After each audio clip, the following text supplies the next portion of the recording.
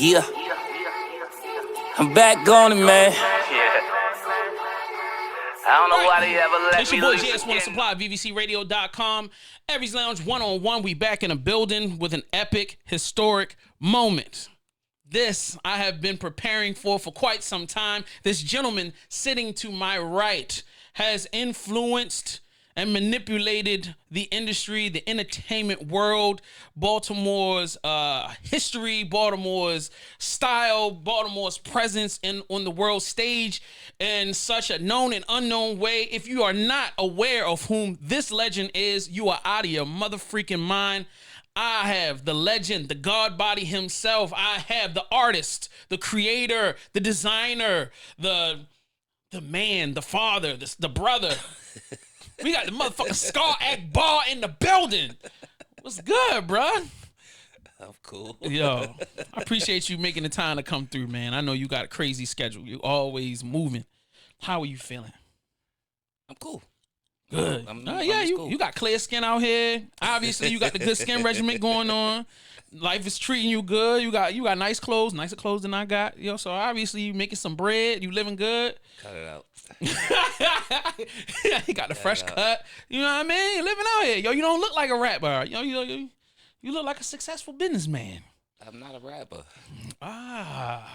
We'll get deeper into that today, ladies and gentlemen. If you have not recognized the complication that will be this interview, I just want y'all to know. Sit back, get your popcorn, roll up your trees. You know what I mean? Get you a drink. This is about to be an epic story. So, my first question, most important question: how are you doing as a man?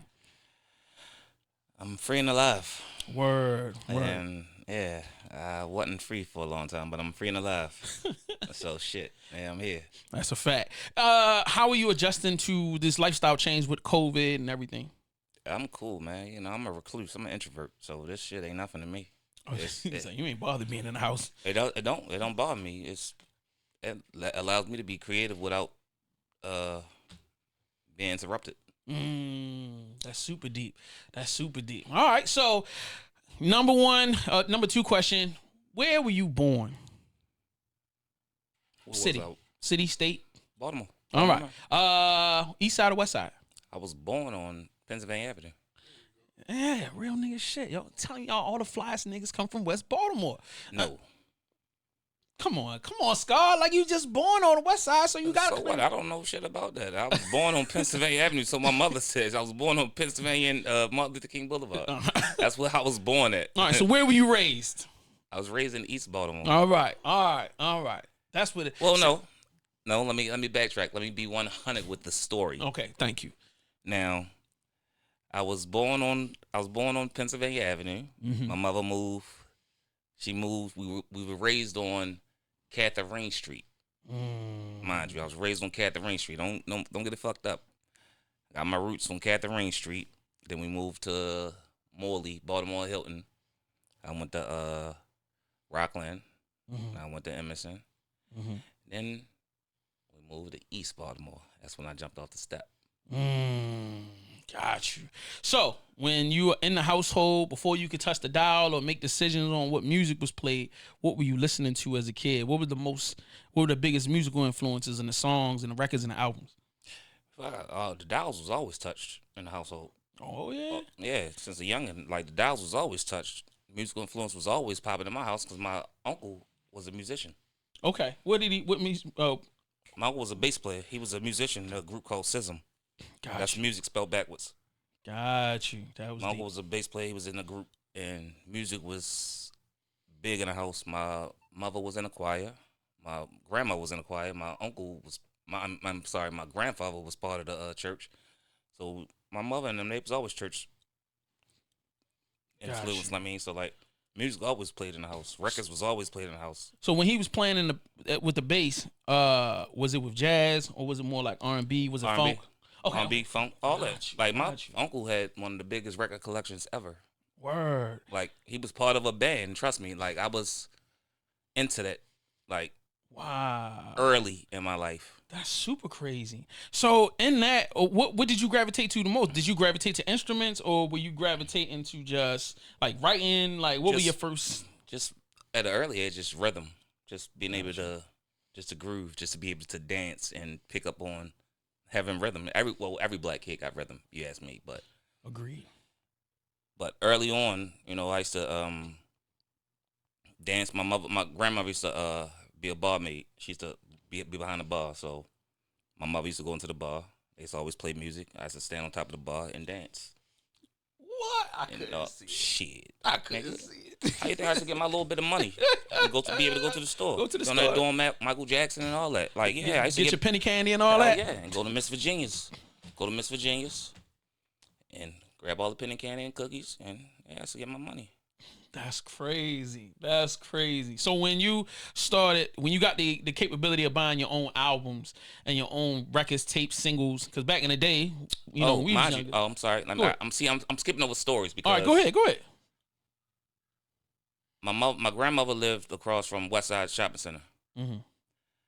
I'm skipping over stories. My mother lived on Frederick Avenue too before we moved on Catherine Street. Mm-hmm. We lived over top of a music store. Mm-hmm.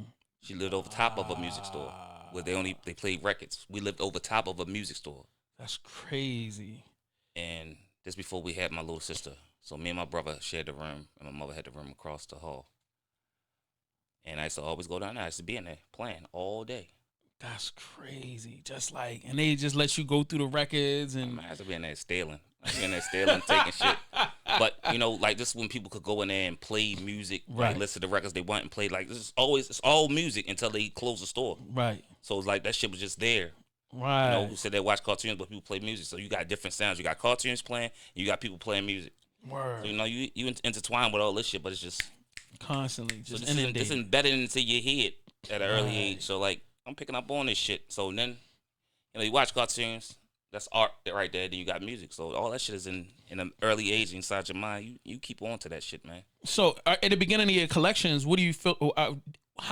What are the first records or the first tapes that you remember putting in your collection? My brother had he had Run DMC and NWA. I used to put them inside the Teddy Ruxpin. Run DMC and NWA. Those are polar opposites. Well, he had him. He my older brother, so he used to buy that shit. Right. And, stick him inside the Teddy Ruxpin. Let Teddy Ruxpin rap. So my question is, all right, which one did you gravitate to one more than the other? Oh, Run DMC. Run DMC. All right, and what was it about Run DMC? Was it the look? Was it the sound? It was the look. The all black with the hats and the Adidas and it's the look. It was Run DMC first though, before NWA. He only had 2 tapes, I think.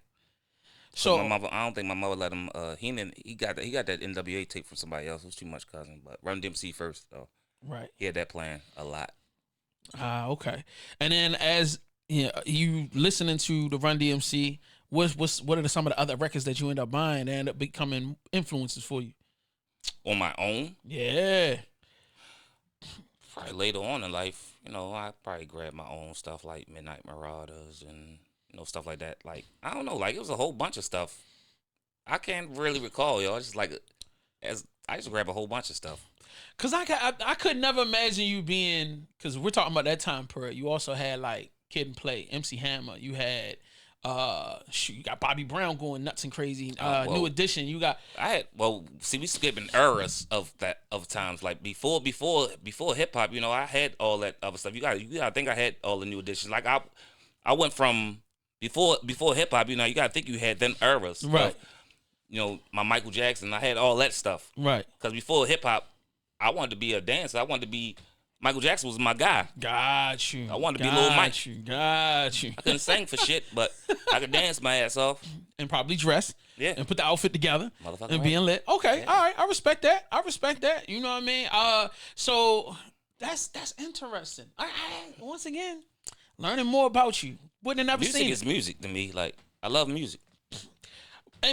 But I think the unique thing about coming up in our time period, you know what I mean, when you coming up in the 80s, the early 80s, even to the 90s, it was a lot about not just the music, but the presentation of the music. You know what I'm saying? How they it was like a package. So when you saw Michael Jackson, it wasn't, well, when we actually really get into Michael Jackson, you know, Quincy Jones has had his influence. So his dress style, the way they shot the music videos, and then the videos being like this 8 p.m. coming on to this network. Before It Michael was an Jackson, event. I say you gotta say Jackson 5. Mm. See, my mother embedded that. My mother and father embedded that. I had that. It was the group oriented. It was that family orientated thing. So you got the Jackson 5 cartoon. I mean, you got the. I'm from that. Well, Right.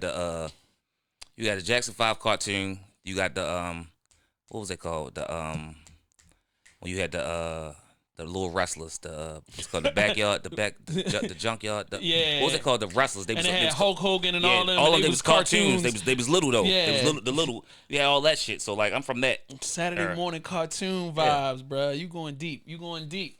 But all that is embedded in me. So Okay, so let's start moving it forward. When's the first time you start, you know, outside of dancing, obviously, when did you start engaging into like the entertainment as like a writer or a creator outside of the dance component? boredom. You know, I had an older brother, but I was always a loner. You know, my mother worked all the time. My brother was out doing him. He was older. He ain't fucking with his younger brother. Right. So I was a loner. So like, when you're a loner, you find yourself doing anything, being creative. So that's what I used to write. I used to write stories. Just come up creatively with stories and shit. Like, let my mind drift. That's what I used to do. I used to write before I wrote music. I would write and create like comic books or shit like that. And I used to tell stories, make believe stories. Like, I ain't no make believe friends or nothing like that, but I used to make stories, like do comic book shit. So I became a writer first and be able to create these little things. So that's how I was good at that. And then the music came along. The music came along because my mother started reading my stuff.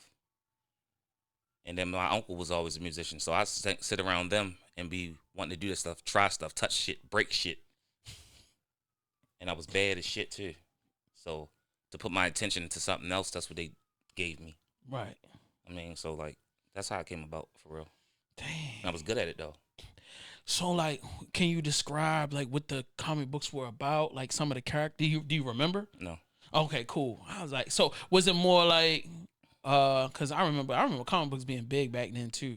So was it more like superheroes or something? Yeah, it like always that? had to be about superheroes because that's all I, you know, Batman, all that shit goes far back. But it had to be about that, like, but I created my own shit. So Right. So then you start getting into writing rhymes. Was it writing rhymes or was it writing songs? No, I used first? to write. And and what's funny is that I used to get in trouble for this shit. I used to write other people's lyrics in school. I used to remember songs, like songs that used to come on the radio, songs I used to hear, right? Right. And I used to write these songs because I could remember these songs. Right. So instead of doing my schoolwork, I used to be able to write these songs over. Right. That's crazy. They whole entire songs. That's like some photographic memory shit. I used to do that. And I wouldn't do my work. I would write their whole entire songs, word for word. I used to get in trouble. My teacher name was Miss Thornton. To this day, she hate my fucking guts. I'm Miss Thornton. Go ahead. That's the only teacher she hate my guts. She said hate my guts. Well, she just liked me. I was a problem child. I used to write songs, write everybody's songs over. That's all I used to do in school. She failed me too. I got held back for her. Bitch. Okay. That's deep. I wonder what she's doing now. Who knows? I don't care. But I used to write songs over. And after a while, I used to take people's songs and replace their lyrics with my own words. Got you. And that's how I became, just to be able to write my own shit. Right. Like, take their words out and replace their words with my own words. Word. And that's how it started happening. Like, fuck they shit. So I could take their rhythm and replace. That's how it started happening. That's how it started happening. Huh. So being that you're a private person, I'm quite sure it might have taken some time for you to open up to somebody and, and be like, yo, I wrote this. What do you think? Do you remember like the first time you was like, all right, I'm going to open up and let somebody hear something? 95. Ooh. Pivotal year. That's a lot going on in music at that time period. Okay, so what? All right, tell me the circumstance. What put you in the space to spit one of your rhymes, and who was around? It wasn't that. Tragedy brings out. I don't know. So I can't say in '95 that's when it actually happened. Mm-hmm. But in 1995, I lost one of my best friends, my cousin. That's when the alter ego thing happened.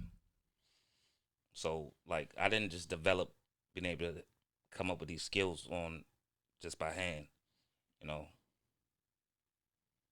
Skarr, Akbar, like that shit just didn't develop. You know, like it took for me to break down and become that person. I'm saying you know, in your family, how you have like a cousin that you real tight with, like that's your road dog, Right. person. Like so, in every family, you have a person that you grew up with. Right. So I have a person that I grew up with, my cousin Andre, which is my uncle that I told you that's a musician. Right. So Andre is my uncle name is Andre, so that's his namesake. He passed, he drowned. Mind you, I told him how to swim. So it's a whole story behind the whole shit. Right. So I lost Joe, and that shit fucked me up for life. It fucked me up to this day. So when I say it fucked me up, it fucked me up. That's when I developed this whole. I don't talk to people. I wouldn't talk to nobody, so I would talk through my music. I would develop that skill to be able to not talk to nobody personally. I would share my thoughts and my pain through my music. I wouldn't talk to nobody personally. I would say what I had to say through music. That way, I won't have to talk to nobody. Hey, you want to know what I'm going to do here? Listen to this. And that was just that. And that's how I would display my shit. So, like, anything I'm going through, I wouldn't even talk to my mother about the shit. She would try to get it out of me. I'm just like, So why would you put that on? Why would you put that out there like that? I mean, this is how I feel. Boom. So, like, she started understanding, and that's how it came about. So that's how I developed that personality to just be able to do it like that. And that shit came along with a whole bunch of other fucking personalities that a lot of people don't like, but it happened. That's so deep. So It's deeper in than that, you fucking think, but it's it so in a happens. moment of tragedy, it's almost like you split into two different. And just in that moment, that first split happens. So there's a representative to protect the other person or to speak for the other person. You know what I mean? So like you've got your individual you, but then you've created another person to speak for you in the fashion that you're comfortable with. Yeah. Huh. So where did the name Skarr come from? It was given to me. It was given to me. You know, I was part of a clique, 50,000 Heads. Please can you tell me about like what is 50,000 Heads? Do you remember how it was created? Did they talk about that? I don't know the origin of how it's created. I just know I was a part of it. Mm-hmm. It was created way before me, and I was the youngest. Now I know I wasn't the youngest member, but when I moved over East Baltimore, it was already there, and I was brought on. I was introduced. Well, my man Rello, he from Holbrook Street, and he introduced me to Dave Kelly. Dave Kelly from Bond and Preston. Introduced me to Dave Kelly, and then I rap for them. And he just brought me along, introduced me to Ray Luger and Low Key. And that's just what it was. And Eric Rice, not Eric Rice, E Red, like him and Dave Kelly, they was partners. Right. Okay, so did you already start letting people hear your writings before you got with 50,000 Heads? Yeah, well, I rapped before then. Okay, I was cool. rapping before then. So before we get into 50,000 Heads, I want to get into the first time. Like, cause these are time loops. So like, it's a lot of shit It's that a goes on. So lot. I can't really tell you a timeline, cause this shit goes. It's a lot. It's a so lot. it's not a timeline I can really tell you, cause it's so many different. You know what I'm saying? My shit is. Oh, believe me, I've done some research. I've been calling goes around. on. It's a lot. It goes on, so it's not a timeline I can tell you straight through. Linear, right? I can't tell you straight through because it's gonna go like this. So, all right, do you remember the first time you recorded you took the record and you're like, was it I want to record it, or was somebody like, yo, you need to record this?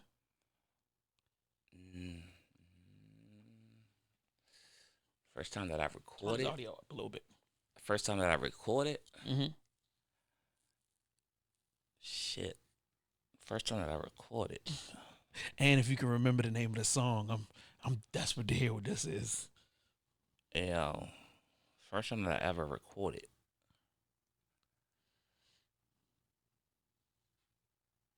The first time I ever probably recorded was probably with me and my homeboy Speedy. We had a group called Causing Ruckus. Causing Ruckus. I like that name. That's a dope. So was this in 95 or was it 96? This is in 95. This is probably 95. Okay.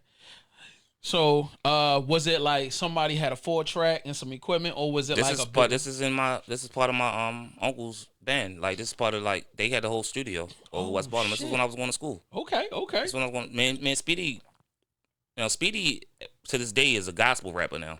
He changed his whole life. And he's one of the dopest gospel rappers. That like I can't even call him a gospel rapper. Like he's just a spiritual. Like he found his niche. Right. And he's just hard, yo. He's hard as hell. He's hard. I would. His name is Be Saved, but his real name is Brandon, but his rap name is Be Saved. But he's just dope. He's just dope. I feel like anybody that has to be that you would be comfortable being in a group with, it would be Steel Sharp and Steel type of vibe. He's just tough.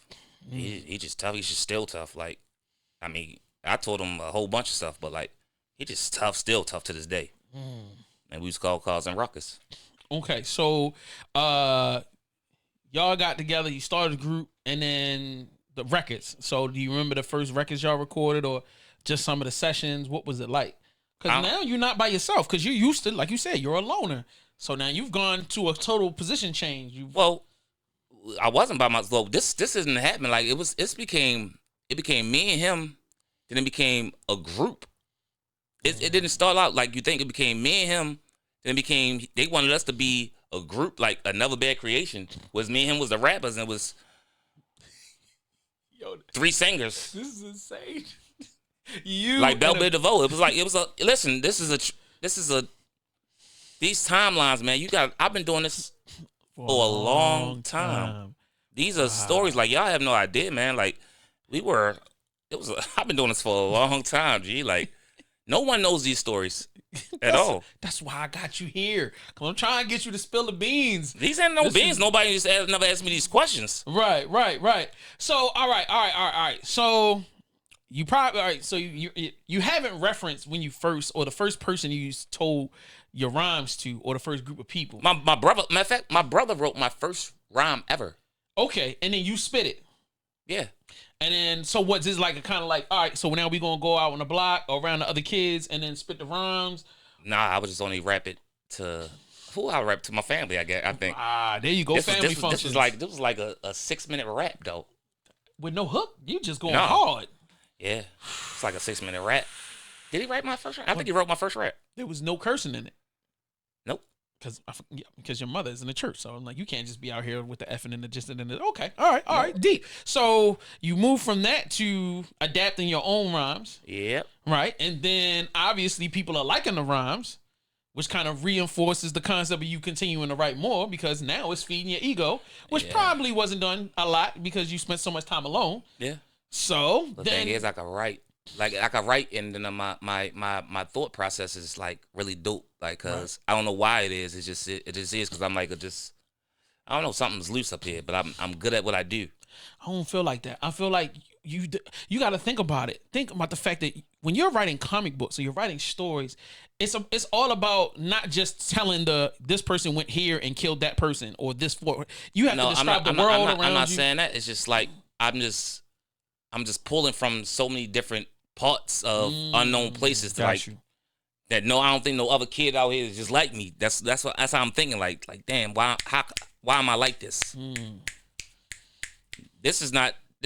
I'm not. I ain't lose my cousin yet. But I'm good at this shit while I'm writing these stories though. Right. Like, why am I like this? Right. But when the tragedy happened, I get deeper and darker though with it when I'm writing. Gotcha. And I'm developing words that I haven't even looked up in a dictionary yet, but I know these words. Gotcha. So you were recording. You don't remember the first songs, but you're recording with your family's band studio. And then, so are these more like demos, or were you just? I'm like, what's the mentality? Because normally, if they gonna put a kid in the studio and start making records with them, there's got to be like a purpose. Like the group might have a purpose. They want us to be the next. Well, they put the group together. They want us to be the next ABC, BBD. They want us to be that. That's what it is. They have an agenda. Okay. They are full-fledged. Like this is a period of time when they are a full-fledged band. This is a period of time when who were out back then? ABC, BBD, Boys to Men, Jodeci. You are. We're thinking younger kids. Crisscross. You're also thinking about. There's just tons of smaller little organisms. Soul for Real. Yeah, 95. I guess so. I guess you could say that. Yeah. Okay. So at this point, you're not as a talent in 95. Normally, there's a producer or a head person that's kind of like orchestrating everything, and then they're kind of like, are they telling you what to write? Are they saying, all right, this song is about this, so write? No, they don't tell us. They don't tell us what to write. Really? So they just allow y'all to get in the studio and just see what y'all come up with. They're actually creating the music though, because they're musicians. Gotcha. And this is when it had to have fallen apart, because you're talking about guys talking about funk and basic R&B it didn't fall apart. This is where I come along and say, start touching shit. Like, yo, this is where the producer side of me comes in. Okay. And say, I wanted to try this shit my own. I start developing and listen to shit, and when me listens to records, like, yo, I think I should sample this. Me hearing shit like, what you think about flipping this? And that's when I start coming in and trying beats and shit. That's when I first start playing with beats. Makes sense, because you need somebody that can really connect with the sound of the time period. That's how this shit happens. Word. That's when group members start falling off and became just me and Speedy, just the rappers. Huh. Interesting. All right. So, how many records do you and Speedy cut together as your group? The duo, excuse me. I don't know. I really don't remember, yo. I don't know. Do you ever release anything to the public? Like a single or anything like that? I don't remember. Interesting. After a while, we didn't. I don't remember. After a while, shit just, it was what it was. Yeah. We went on a little promo run, and it was what it was. And then, that's when I moved to East Baltimore. Oh yeah. She stayed here. You moved to East Baltimore. That's a whole nother world. But that wasn't the end of the world, because once I got 50,000 hits, we still created the group. Being as though I still was living over West Baltimore, we created the group West Nam. See, it was East.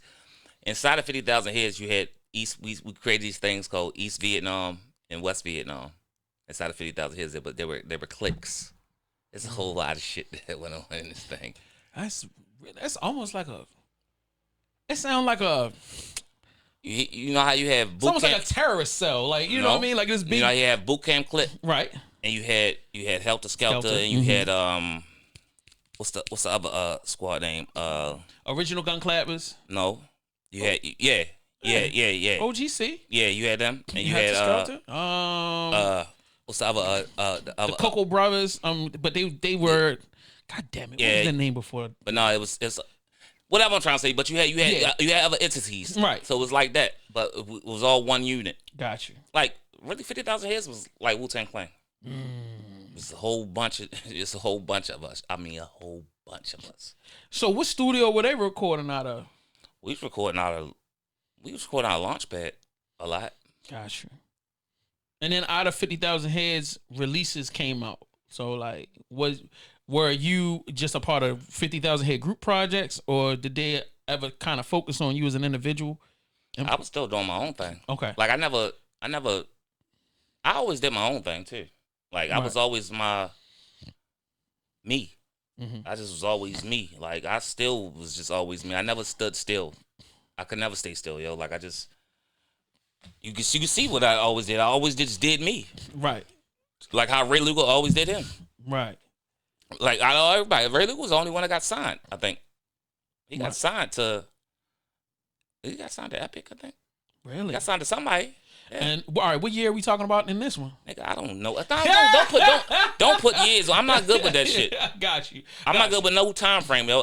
They are moments to me. Got you. Like I don't put years on anything because years make you seem old for some reason. Yeah, I guess. All right, so 50,000 heads, you're within that group, y'all create a lot of stuff. You know what I mean? Y'all moving around because from the way Tim Trees was saying it, it's like, yo, he would see y'all out and it would almost not necessarily be beef, but there was this very competitive energy between you, and he just saw you guys as doing something big, and he wanted to be respected the same way y'all were respected. So like, do you remember meeting him or bumping heads? Did y'all go to the same school? Trees went to Mervo.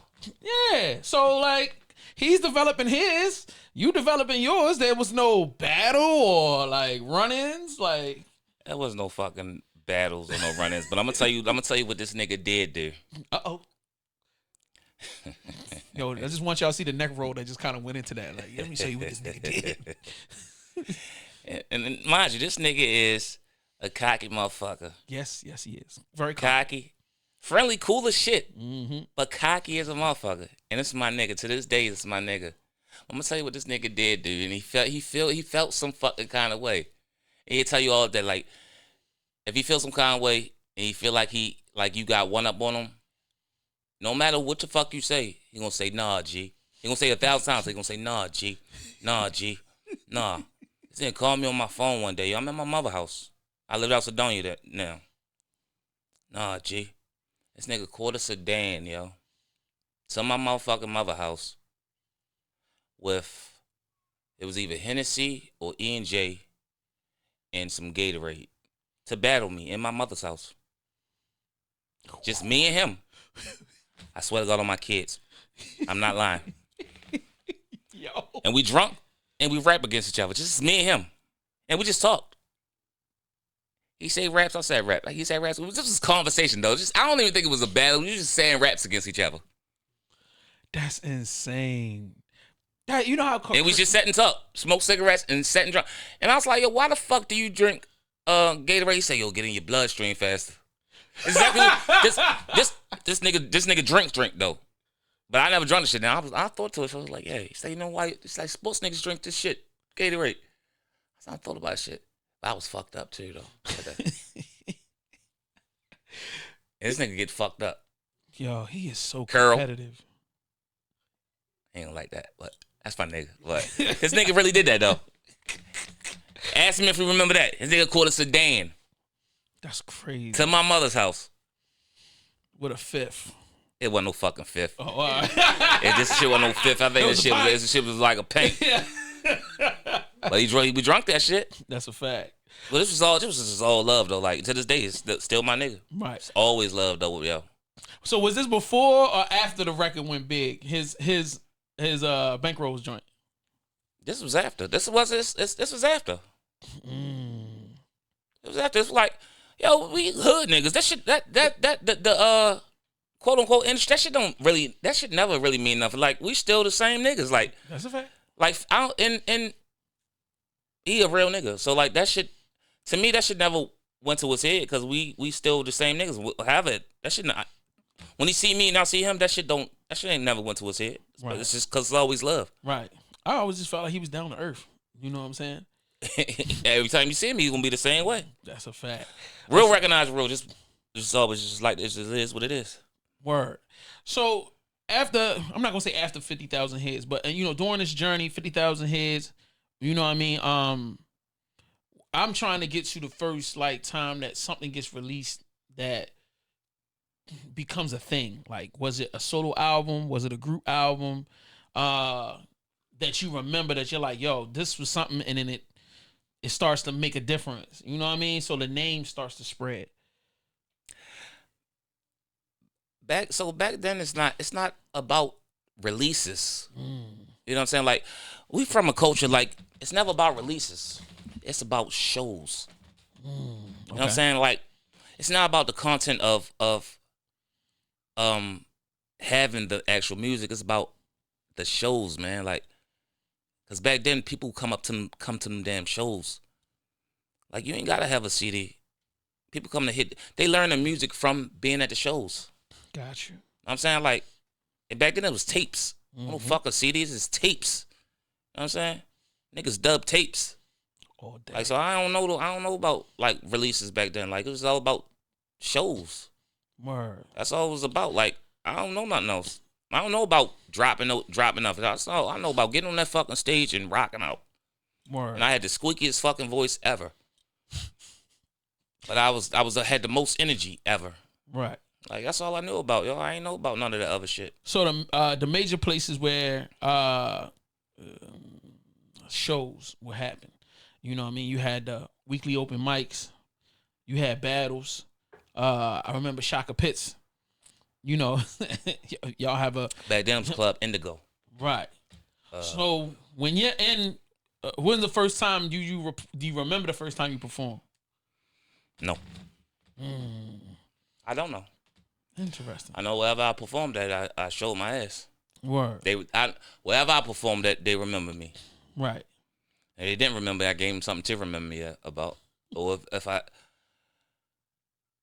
wherever I performed at, either I did good, or if it didn't go well, I made sure it went well the next time. Cause I did something to make sure they made shit go well. Word. I don't know. Now, like I've heard that you got at what point do you remember getting into battling? Because I feel like that's a different skill set. So like you start out writing, you doing good with the writing, and then now you producing and writing. So when does kind of battling become a major component of your skill set? Battle rapping, well, I always was a battle rapper. Like battle rapping always been a thing, and like don't get it fucked up. Like battle rapping, it was anger issues. That's another reason why I got my name too. Why E-Red named me that. Cause that's all I used to rap about is how I could kill you in a million different fucking ways. It's easy to write about. Got you. It's an easy thing to do. Was it straight freestyle, or did you do a lot of writing? Both. And then kind of like, all right. Both. I used to be very good at that. Both. But like, you know, battle rap, the mecca of battle rapping and competition, infamous Crazy Johns, Baltimore Street. The first Crazy Johns. That was 50,000 heads hangout spot. I mean, the infamous first Crazy John. So you got Utah Street in Baltimore, the first one. That parking lot right there, infamous Baltimore battle scene. Infamous. So I mean, infamous. Yeah. if you think of the time period, so Backland, you, Lab Tech. Who else is prominent at that time period? I'm not really. All right, so like, I remember, I'm not, because a lot of the late '90s stuff I'm not as familiar with because I was still coming out of high school and I really wasn't in the streets like that. But I remember there was Charm City Records and Backland was kind of the head of that, and then you had Charm City C, and then I don't remember too many other people, but I just remember there being just tons of individuals that would kind of phase in and phase out. Oh yeah, ooh, yeah, a whole bunch of people. Gritty Gang, Ogun. But wait a minute, that's kind of family to you in a kind of offshoot kind of way, because It is. Ogun is the homie. But obviously, when it comes down to battle rapping, there's no family when it's time to battle. I killed that nigga. Wash him straight up. Yo, Moved on his block. so you're not even going to do the versus battle with him, huh? Like, There's no competition. You know, it's like, you know what I'm saying? He don't want no smoke. He don't have enough records. He don't have enough records. Like, you know. Ogun, I'm not laughing at you. I'm just saying, He's bro. definitely laughing at you. You don't have enough records. You don't want this smoke. I love you. You're my brother, but you're not built for this. You know what I'm saying? You're not built for this. No. That's why I won't do it with you. I don't want to embarrass you. You know what I mean? You know, you put up that post. You seen what happened. You seen what the people said. Don't do it to yourself. It's not worth it. It's not worth it. You don't have enough material. I love you, bro. You haven't put out enough material. You know what I'm saying? It's crazy. It's cool. It was an insane. Dial out gracefully. Look, Stop. Change the subject. Okay, yeah, all right. So tell me about meeting Ogun for the first time. You moved on his block. y'all. It actually wasn't his block. He lived one block over, but Okay. So like I'm still living with my mom. She moved from East Baltimore to Sedonia, Northeast Baltimore. Mm-hmm.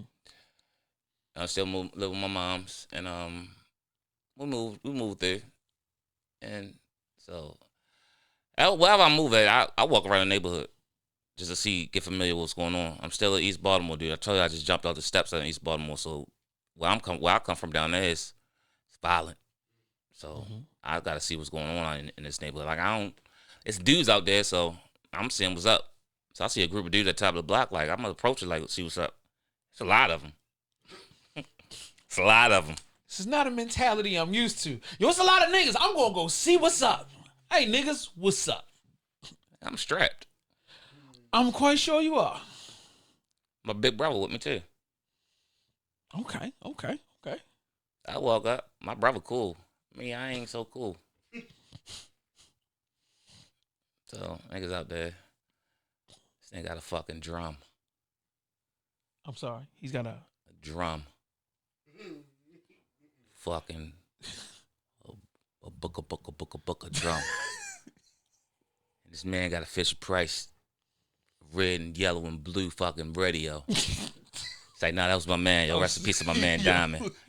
But nah, like these niggas is rapping. Niggas is rapping. I'm like, oh, niggas rap.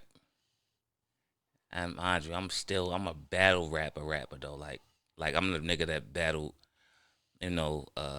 Onyx and the nigga that battled, Redman. And I battled like industry niggas. right. So I'm that rapper nigga. Right. I'm that guy. So you coming in the gate monstering. So these niggas don't battle rap though. They ain't from that. Got you. Some niggas rapping. This nigga some niggas say they shit. These niggas ain't rapping battle rap shit though. Niggas rap. So I'm trained to rap for a long time. I rap, he rap, I rap, he rap, I rap, he rap, I rap. He ain't wanna let up. I keep going.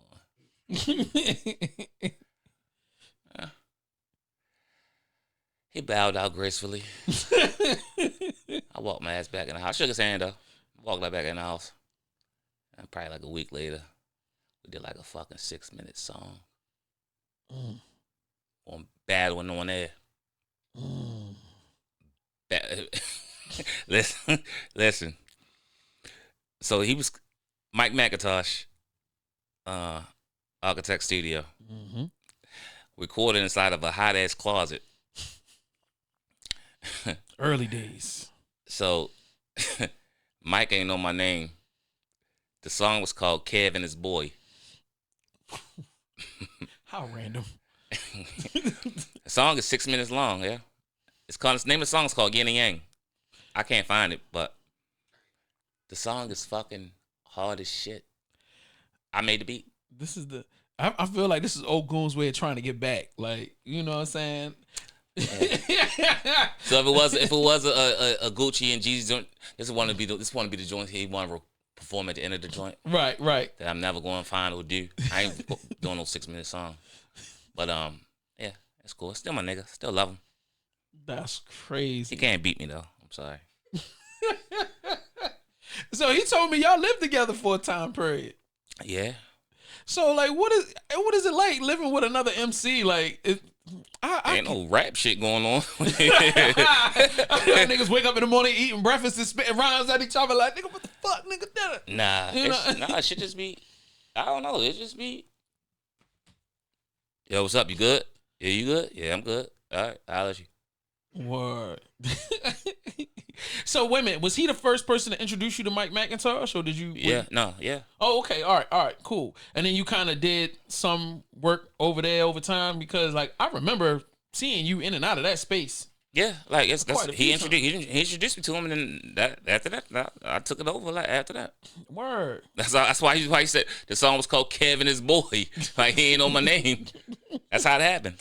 That's crazy. And I feel like Mike McIntosh would be the perfect kind of engineer for you, because of just the way he is in general. Like Mike is like one of the dopest, humblest. Like he is the architect. He's the actual architect of this city. I don't know. He don't do it no more. But like he's just the whole shit. The whole like I don't know. He's just the whole shit. If he wants to, he could shut the city down if he wants to. He's just humble enough just to not do it. Like because he don't want to, but he could do it if he wants to. He just don't want to. That's definitely a fact. He don't want to. Anytime he wants to, he can. If he want to shit on niggas, he can. I'm telling you, he can. All right, so I want to kind of go back a little bit. So you were saying, yo, you had went to New York and you battled Redman and you battled this person. Nah, I ain't go to New York to battle. Anytime artists will come here to do shows, I find my way backstage to get busy. All right, tell me a good one. Like, tell me, all right, so how do you get to Redman and all right, how do you even initiate it? Do you just come back there and be like, yo, I need that battle? Like, how do you get into a back and forth? I mean, without causing a ruckus. That don't happen. Like, it don't never happen like that. Like, yo, I have a it's not what you think. Like, I have I want to say relationships with people, but I'm not gonna even say I'm an asshole. I will. Cool. Loving asshole. I know a lot of bouncers, and to say how I know them is it comes with the territory, I guess. Mm-hmm. I've been in a lot of situations where though we know each other through awkward situations, but we make amends, and sometimes I be in certain spots. Like I love hip hop, so these shows I go to as a fan, and I find my way backstage. You know what I mean? And sometimes them niggas back there smoking. Sometimes ciphers get brought up, and inside these ciphers, back in the days, like when ciphers are brought up, I want to rap. I want to rap. I want to prove myself. Like y'all here, but nigga, y'all in my city. I want to rap. Like, what's up? And back in the day, you want your shot. Like, yo, let me open up. Oh, y'all want me to open up? And back in the day, like, oh, you want me to open up? I'm going to shit on you. So in the cypher, it's not just a cypher. Cyphers are usually, we all spitting lollygag, huh? Nah, I'm attacking you. Right. So this is my mind frame. And that's how a battle goes. But back then, there's no camera phones. There's no one filming this stuff. Mm-hmm. You got to be there to witness this stuff. That's how it happens. Like the whole Killer Army down Twisters. It was a spot called Twisters. What is that? Calvert Street? Mm-hmm. The whole Killer Army? Ain't it like 6 of them niggas? Nigga. We about to fight. I can see that. Yeah. Easily. By myself. I wanted smoke. I can see that. Like, I wanted smoke.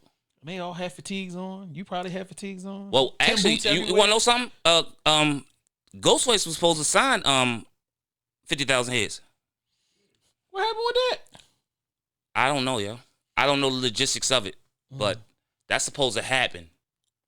I swear to God, that's supposed to happen. That was supposed to happen back in the day. Probably heard about you embarrassing. Nah, that wasn't part of that thing, but that was supposed to happen. Mm-hmm. That was supposed to happen, and I don't know why it didn't happen, but Lord, man.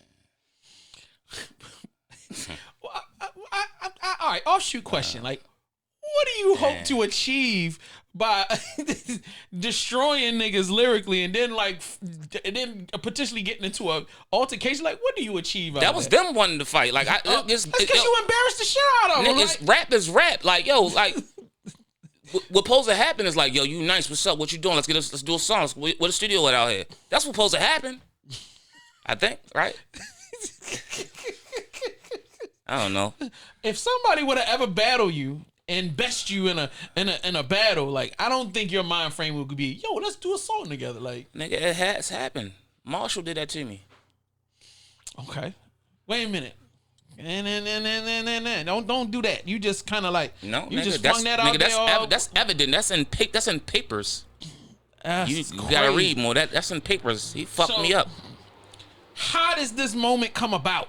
Take me back to the moment. Like, how do you? So, is this another show? He's in town. You? No, that's me. Going with my man. Kelly Conley. No, sir. How long you been in Baltimore? My entire life. I need education, please. You don't know who Kelly Conley is? Music Monthly paper. No. I need to get. I'm gonna get on it. Thank you for bringing it up. Hey man, I never protest to know everything. That's why I do this. I should stop your interview, yo. All right, I can That's understand. the most disrespectful shit I could I'm ever sorry. hear. I meant no disrespect to him nor you. I said Kelly Conley. She's a woman. I apologize to that woman and you. I did not. She's my favorite person in Baltimore City, yo. She's a photographer. She's just the coolest lady you ever meet. Kelly Conley, Music Monthly. Now, I'm talking about her because to segue, her brother Joe. Her brother Joe Conley, he's probably helped out some of the most greatest basketball players that ever stepped foot on the NBA court or college court. Joe actually took me to Interscope. We just knew some people. And I went up there and I rapped for I ain't gonna say an intern. He was a A&R. His name was Junior. No, first we went to Philly to see Philly's Most Wanted at some club perform. How old am I then? When did Eminem first album come out? 98. Okay, so this is in 97. This is in 97 when this happened then. Is this 97? That's the year Big died. Cool. This is 97. So, is this 97? Give or take. All right, cool. So we go see Philly's Most Wanted perform in Jersey. We go see him in Jersey perform at some club, whatever. That's the first time I hear Baltimore club music play in Jersey. I'm like, how the fuck they got our music up here? Jersey niggas love that shit. It's the first time I heard it though. Like I was shocked though. Like, and motherfucker was up there like serious about that shit. They love. It threw me off. Yeah. So boom, we up there, boom. So the next morning, he's like, yo, I'm gonna take you a holler at my man Junior. So I'm up there rapping. And I'm rapping. I'm rapping. I'm exhausted of fucking rapping. I'm rapping everything I got. But I'm rapping over. They only got show versions of beats with people ad libs and hooks. Yeah. So they're like, yeah, I'm gonna bring my man in here. So he bringing a dude with a little hat bent up so tight, white dude. I'm thinking he's just another white dude. So I say like a quick 16. Dude starts spitting. Mind you, I never heard it, yo. He's not Eminem. Right. So mind you, I never hear him before. No one has. Right. He say something back. He say something. I mean, I say a quick 8. Say, oh, you gonna say something back? He'll put the niggas on start or something beat on. If you love the money, you prepared to doom doom doom. That's my shit though. Go back at him. This nigga say, hit you with some monkey, then donkey. He say some shit to me, yo. I say some shit back, and he'll say some other shit to me, yo. He'll fuck me up. I couldn't say nothing back. I felt some kind of way, yo. Like I wanted to fight yo. Because in my mind, I just lost my shot at getting the shot at signing with Interscope. But not knowing that this nigga's already signed and he got an album coming out. So I'm watching at home. I told my brother, I said, yo, this the fucking nigga that made me lose my deal. I ain't never had no deal. Right. Like, not knowing I wasn't gonna never get fucking signed, but this is a nigga that just embarrassed me in front of somebody that was never gonna fucking sign me. But this, in my mind, is what I thought. Right. Nobody ever fucking believed me. Besides Yo, he was there. That's crazy. Yeah, crazy. That's fucking embarrassing. Shit happens. Not to me. But to have the moment with arguably one of the greatest rappers of all time, like, not many niggas get that opportunity to get served by a goat. I mean, it makes you a goat. But listen, yo. Why do that shit after I'm running out of fucking raps? I'm gonna rap my ass off. Why do that? Why don't you do that in the fucking beginning when I had a whole arsenal of shit? I agree. Cause that's in the time period where you don't want to repeat raps because it make you look weak. Yeah, I was. You know You know what I'm saying? Like you gotta keep. Like I just gave you fucking 20 minutes worth of shit already. Right. Over a whole bunch of bullshit because you ain't got no fucking regular instrumentals. But nah, listen. After a while, I thought about it, I was like, yo, I'm not happy it was him. Could have been anybody else. It'd have been a problem. After that, I started better rapping. Why? Cause I battle rap the greatest. Okay. I respect that. I actually did. That's crazy. All right. So I'm dead serious. I did. it's an insane storyline. This is an insane story. I know we all know. I've accepted that. I've accepted the fact that we just gonna have to jump around to get this stuff. So all right, now this is something I've always wondered. Did the battle rap the battle with Eminem predated the block? Yes. Okay. It predated the block and it was after 50,000 Heads. Yes. Okay, cool. So how much time between 50,000 Heads and the block is there? How many years is that? The block is 2000. The block is 2002. Okay.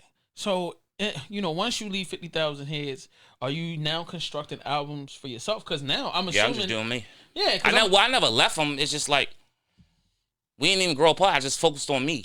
Right. Got you. Because what I did is I started creating my own chapter of things. I created something called Normageddons. Mm-hmm. I created my own chapter of things. You know what I'm saying? I created a collective. A collective of MCs in East Baltimore. I created a Normageddons album of MCs in East Baltimore. I made a whole project, executive produced my own shit. Like, I started doing other shit, yo. Like, I start executive producing shit. Like, I don't know. When I get bored and I feel like I could do my own shit, like pay for shit myself, like I just start doing shit. Right. I'm saying, like. And you're creative. So it's like you might see something in somebody else and wanna. Yeah, so like I don't like being stagnated. I don't like to sit still. Like, I don't like to sit still. Like when I sit still and I got too much idle time, bad shit happens. Gotcha. If you don't forget it fucked out, I'm still a street person. But I have so much talent and so many gifts, like I don't like to waste them. So if I sit still for too long and don't apply that shit, then other shit tends to happen. So like, do something with that shit. So like, boom, I start creating. I'm not gonna sit around and wait for anybody to do anything or sit around and have a whole bunch of raps and beats waiting to. Like, what the fuck am I doing? All right, so come on, let's plot the shit. Let's do this at home. Nigga, you got verse. Come on, let's go studio. Boom. All right. We got these niggas in this neighborhood. Let's print these CDs up. I sell them. $5 a pop. Boom. What we gonna do with the money? Shit, we gonna put it on something else. And by doing that, your name is getting into every neighborhood. Like, your reach is getting further and further and further. You're becoming more of a legend than people seeing you at live shows. Before you quit, you're battling. Man, after that shit happened, then East Baltimore, then the Sons of the Slum album popped off. Like, you gotta think, like, the Sons of after the Armageddon shit popped off. It's nigga Soul is Real and E-Vice created a project called Sons of the Slum, which is so big in East Baltimore. I produced and rapped on that shit. Nigga Bang and Boo and me produced the shit.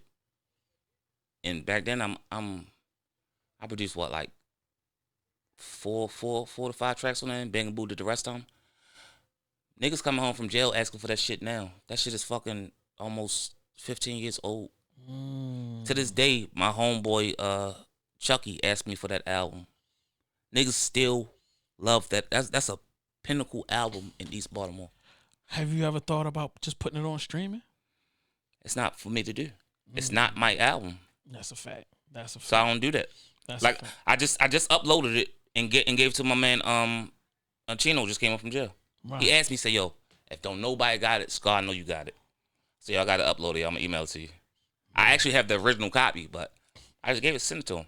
That's what's up. It's like, yo, it's a pinnacle album in East Baltimore.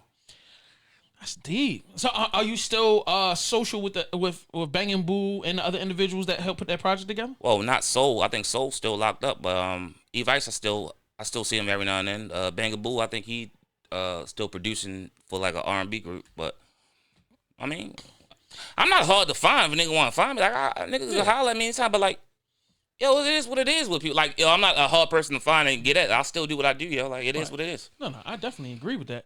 But I just feel like when you got moments like that, I had a whole moment with Paula Campbell about that, where she was like, do you think people would care? I'm like, it's like a 15-year anniversary of your album coming out. And she like, you think people give a shit? I'm like, hell yeah. Like, music has a way of getting into a person. I mean, to the people that care about it, all right, here you go. But to the people that don't, fuck them. Like, I told a person one day, like, I said, yo, I got one major fan that lives in the United Kingdom. I drive out the PAL album that I brought out when I came home from jail. That I actually did. He didn't make me do it, but he wrote me a letter while I was locked up, and he inspired me when I came home. I wrote it. I probably wrote that shit in 2 weeks top. And it's actually, I said the album is inspired by him. And I wasn't gonna do it. And it's probably one of my best albums. And I didn't care if nobody brought the shit.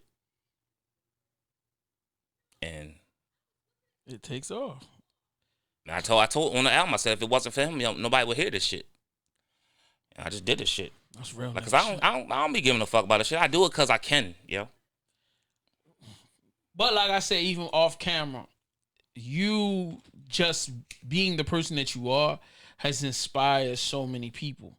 You know what I'm saying? Sometimes being a symbol that they can't touch, or you creating and do. I'm like, yo, there are a lot of people that feel like it's a journey to just do some stuff that you just do on a whim. You know what I mean? So like, it's like you are the definition of a legend. You know what I mean? Like, yo, and then having all these run-ins. We ain't even got halfway through the story. Because I really feel like you don't really catch. I don't really feel like you understand your power until probably maybe like 10 years ago. I really feel like you just got into a place where I think you perfected your graphic design skills, you shooting videos, and then like all of that stuff comes together, and then that consistency of you being able to put a project together, package it, release it, do the album release party, and to me, I feel like you just become a monster in that time period. But like before that, you still got so much history. You know what I mean? But anyway, let's continue. All right, so how do you get to the block? Like, how does that happen? Once again, Brello. Same person that brought me down to meet Dave Kelly and them. It's almost, you know what I think it is? It's almost like a talent scout. You know how you see a, it's odd, I'm just figuring this out. How you got a nigga that's nice in basketball around your way, you know, if you put him with certain people, you might can make money. Mm-hmm. It's almost like that. I guess that's how you looked at it. But nah, them niggas over there doing their thing, just building shit up. And Los was fucking with him. Took me over there one day. But like, to me, I guess I was missing, because not only could I rap, I knew how to control, I knew how to work a studio, I knew how to write songs.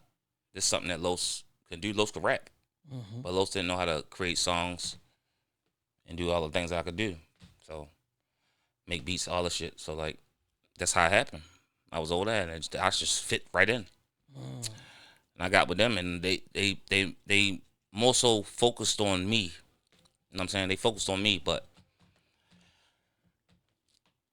until their focus was on me because I was all around well-rounded Right. artist, but Right. Los was something they could push, like far as what the industry wanted. Mm. And that's just how it played out. But me, them niggas, they was just my niggas. Like how they were. You know what I'm saying? And how they still are. Word. That's deep. How long were you? How long was this time period with the block?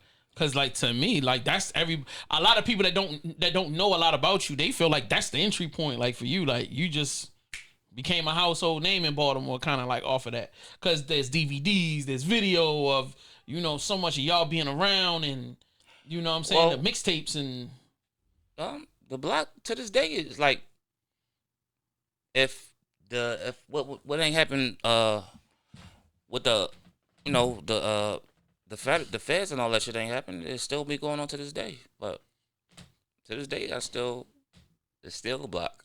word. You know what I'm saying? So like, that's all I can say for real. Word. That's all I can say. Now you met Los prior to the block, or you met him in? No, I it's crazy. Los tried to battle me one day in Lake Clifton. Oh boy. And I embarrassed him so bad. Damn. I was hoping you weren't gonna say that. Why not? I still embarrass him to this day. He knows this. I ain't touching. You know this, don't you? Ooh, it's hot, man. It's just a whole thing. So like, yeah. So where did y'all meet? Y'all met in high school? You met in the music scene? It wasn't in like I was up Lake Clifton one day. It's when listen, I was that dude, yo. I would give anybody smoke, but no, that's my little brother. Like, but I was just always a battle rapper, and he just always wanted to.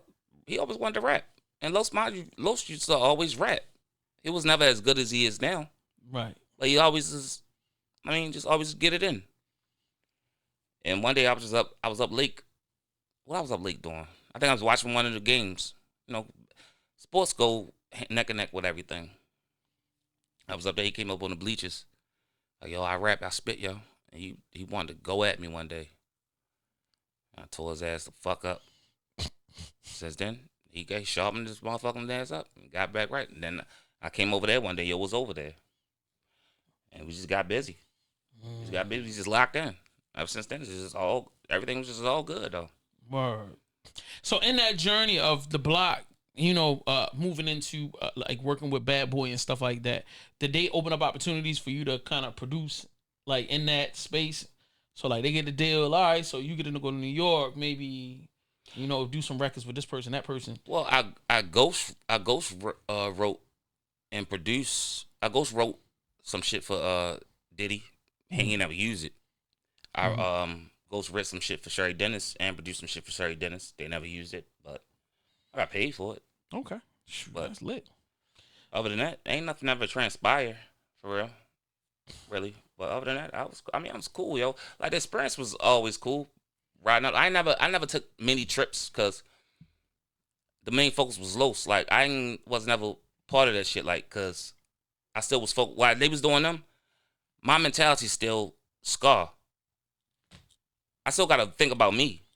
So like, when it became Los signing with Diddy, the block became the block label / management with Los. So, okay, cool. I'm still gonna be Skarr, yo, and Skarr still has to keep Skarr name alive. Like, Fact. So I still do me. Like, it's nothing different. Word. So I just keep moving. Okay. So, all right, once you move, once that situation kind of deteriorates, what I mean? What are you feeling? Like, how do you move forward? Like, what is your thought process? Like, all right, time for back to solo album time. Let me put out some more music. Was it like, let me take a step back? Nah, still do what I've been doing. Like, You know what? You know what's the great thing about?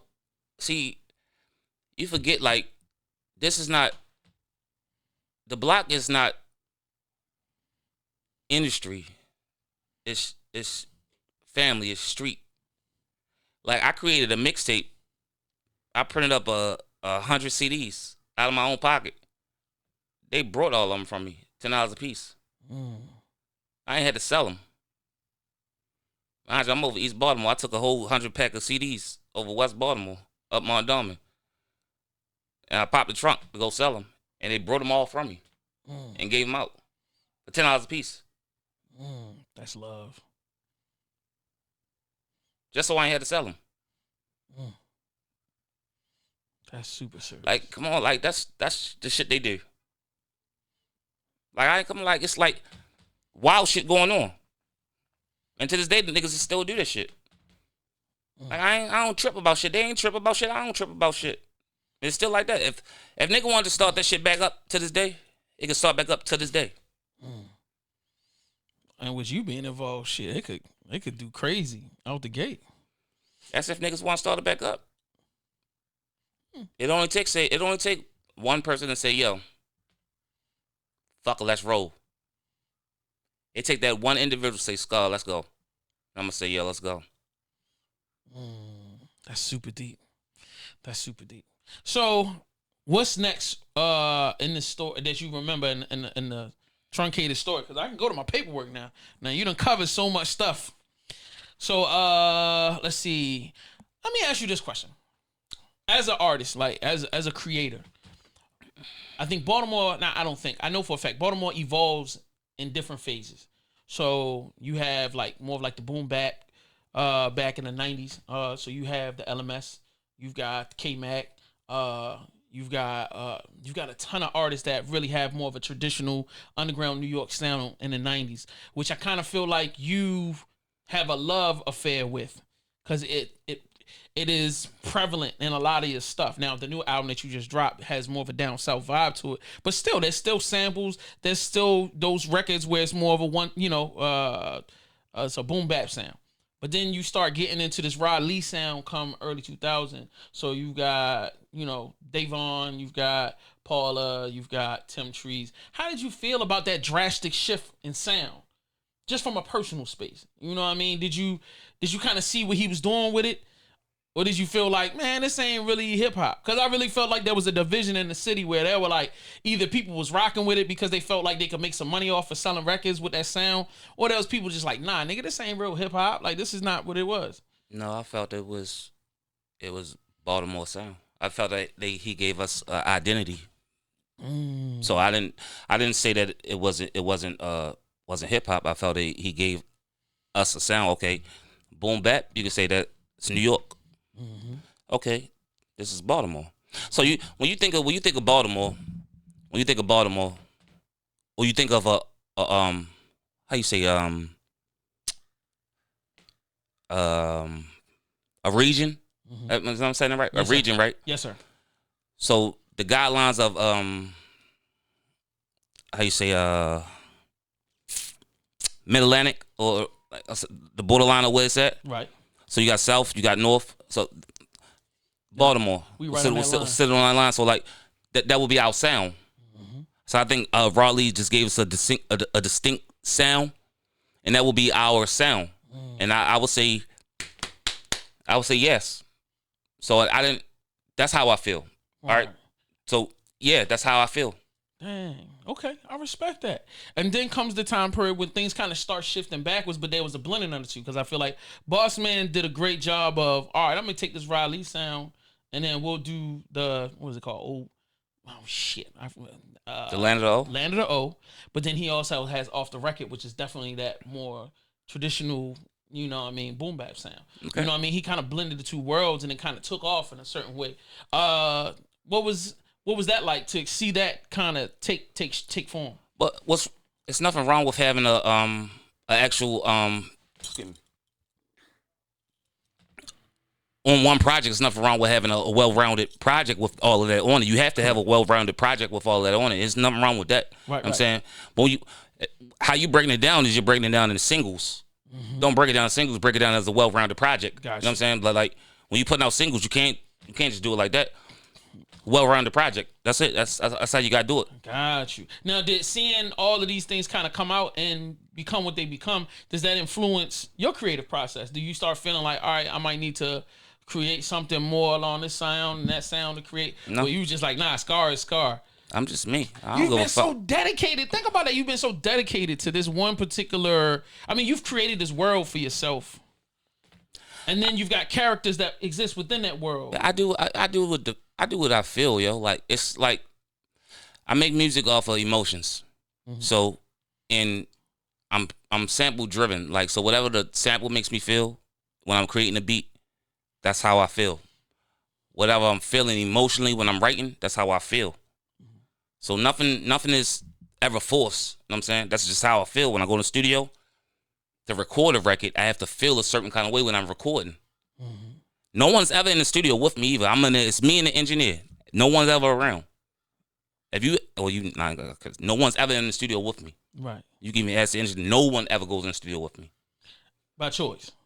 I mean, you just don't want people around. I don't like no one in the studio with me. It's a distraction. I can't have nobody in there with me. I don't like that shit. And the average length of time that it takes you to record a song from beginning to end? 20 minutes. Really? Ad-libs, verses, hooks? If that. Chopping block? You can call Naj right now and ask him. That's crazy. So on an average night, you might bust out maybe 2-3 joints? Yeah, it depends on what time I do. I learned how to do that by not having no money.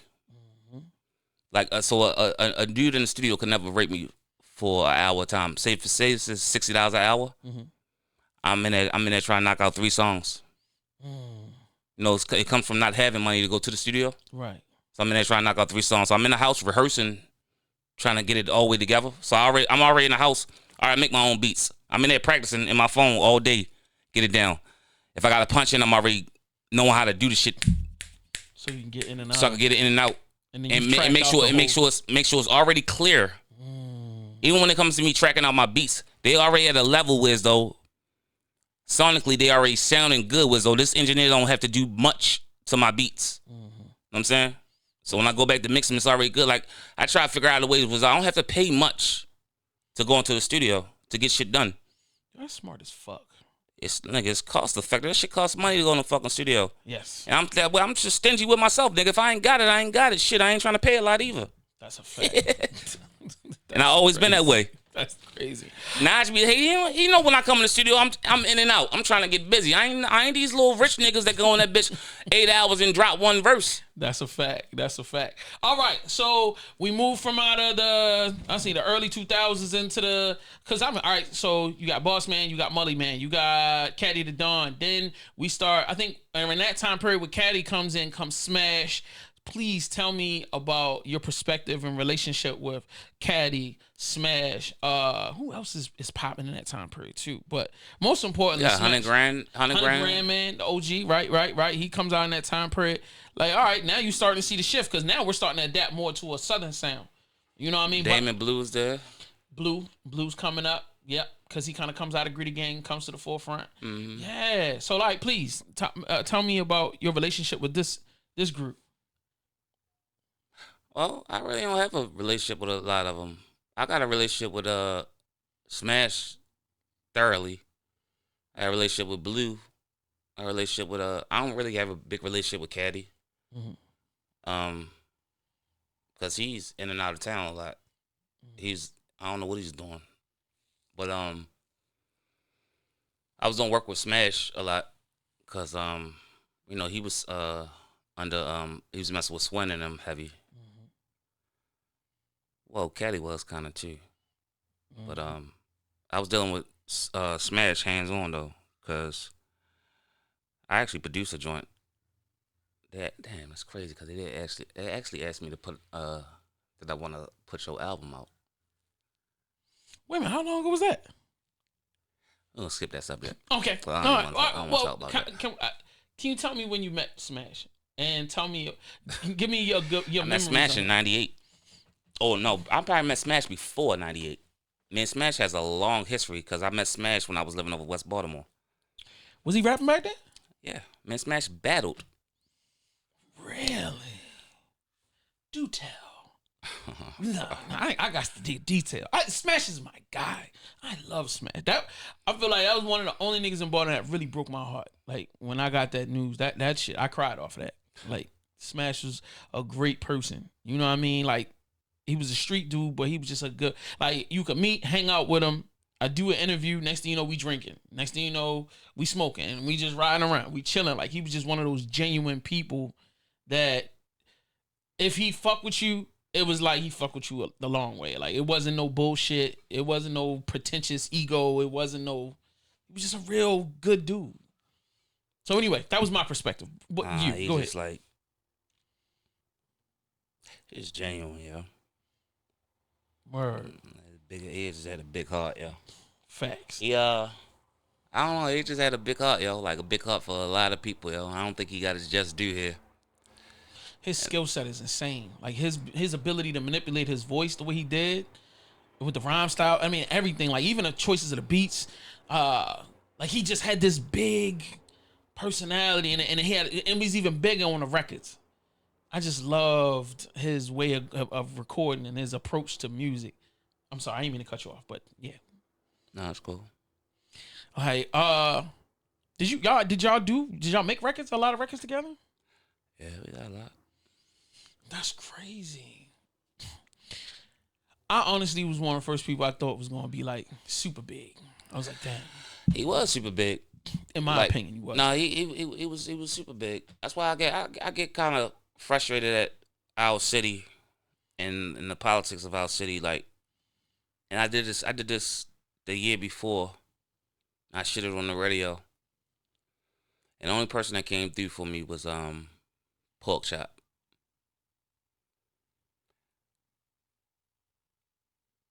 Pork Chop came through for me. I said something about this shit. You know how when Biggie and them passed, how they go off for a nigga's birthday, or Jay-Z and now they go off for like hours and shit. Yeah. I made them go off for Smash for hours. Like play his music like y'all do them niggas, yo. I be feeling crazy when they don't do that shit. Cause they don't do that shit for our own like that. Right. Like for all them niggas that be dying in our city that rap, they don't do that shit. Let's skip to another subject. I don't want to think about that. Yeah. No problem. All right, so let's get into Damon Blue. Like his musicality, he coming in, and then the establishment of DBMG, which ends up becoming the home for what ended up being this whole new generation. Like seems like DBMG has everybody. You know, from Band Hunter Izzy to Shorty to.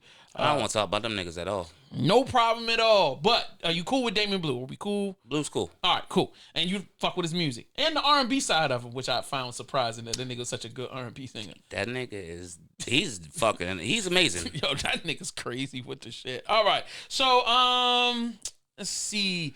This is a good question. Since you've been a part of so many organized label situations, which system do you prefer? Do you prefer being indie by yourself in the isolated creative process, or do you is there an appeal or a love for being a part of that group organism? I prefer being by myself. Word. Meaning because you're just so used to it growing up being in your own That I don't like to clash with people that think they know shit and they don't know shit.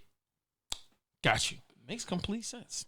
Would you ever, if somebody would approach you with a major label deal, like if Universal or somebody came in like, yo, Skarr, like we want to pick up your catalog, put that out, plus do some new music, would that be something you would even consider at this time period? Depends on the numbers and the creative control. That's what I was about to say, like the creative control part. All right. Man, we've pretty much covered everything. Let me ask you this question. Like, have you ever, I remember you were saying earlier, all right, it was you and your big brother. Y'all were out, y'all were doing music. Was your brother and he wrote your first rhymes? It seems like he was an ever present. He wrote my first rhyme, not facts. Rhymes, not with an S. I apologize. The first rhyme. He seemed to be an ever present part of your early incubation. Like, is he still a part of what you're doing? No. And is this he just decided to kind of move away from the music altogether? Yeah, he still loves what I do.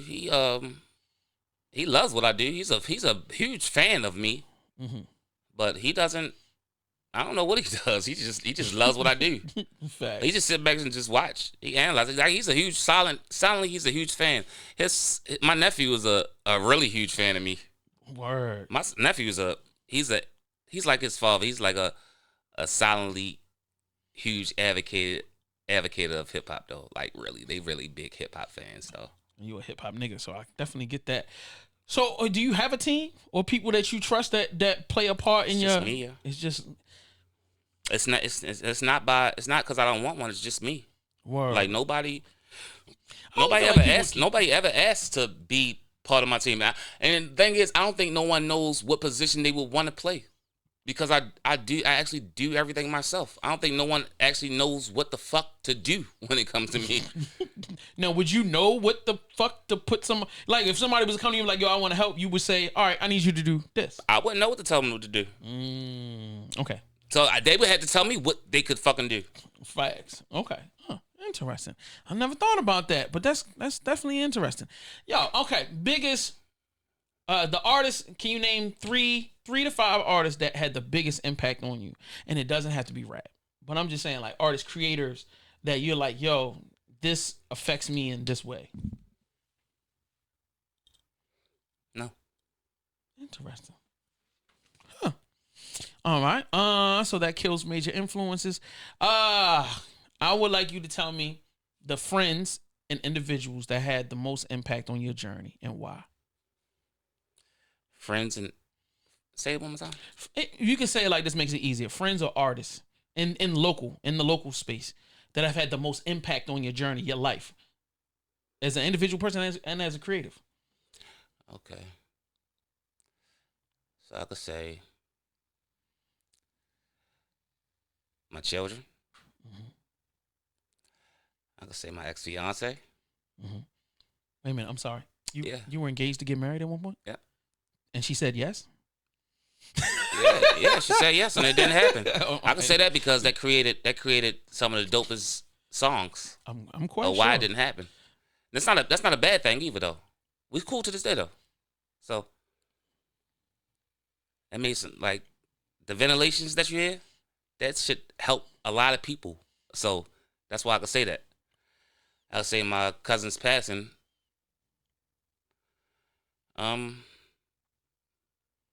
My mother.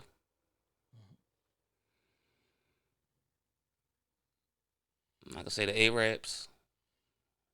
I'm sorry. Who were the Arabs? It's my crew. Please, detail. You created a group, or did you come into the group and take over the group? The group created itself. And who's in the group? The Arabs. Don't worry about it. Okay. They know who they are. Okay. It's a lot of them. A lot of them. That's deep. All them niggas that you see at shows saying, hey, they the Arabs. It's a lot of them. You never know. Just did that. That's fire, ain't it? That's hard. That's Yeah, deep. that's it. That's deep. That's So- deeper than I thought you was gonna get. So like, yo, you know what I'm saying? All right. Now I want to talk about the catalog. Now, I want to talk about the whole catalog. Cause like, and I know this is hard for you because you can't remember in sequential order everything. But the first album you remember putting out that you printed and you were comfortable with selling to the public. Mm-hmm. Can you remember that? Life, Death, and Loyalty. Life, Death, and Loyalty. And was this the 90s? 1997. All right. Do you still have any of that music? I have it. Really? Yep. Have you thought about kind of like? Re-releasing it? Yeah. To certain people. They asked for it. So can I get a copy of it? So, $25. all right, got you. All right. That means I gotta get it out of storage. All right. It's worth $25. But I want a physical copy, so you have to go find a Actually, it has these Doug tags on it from 1995 with my cousin's name on it, and it has my cousin's picture on the back of it. Oh, that's lit. But I'm not gonna get all of that. You know what? I just want. You're not photos. gonna get all of it. Yeah, that's what I'm saying. That sucks. But I'll get the music, and that's great. All right. All right. Before I go in this, because this could take a long time. How many albums are in your catalog that you remember? Albums. Yep. You have Life, Death, and Loyalty, Passion, Pain, and Progress. Passion, Pain, and Progress came out close to 7-8 years ago. Passion, Pain, and Progress was after Life, Death, and Loyalty. So Passion, Pain, and Progress came out in 2000. I don't know. You can look it up online. All right, got you. You have Life, Death, and Loyalty is my first one. Passion, Pain, and Progress. Today, Tomorrow, Forever. Fear, Love, Respect. Fear, Love, Respect.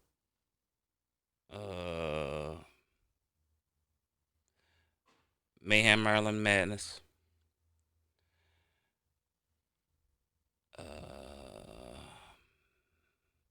Pal, Perspectives and Lessons. The Land.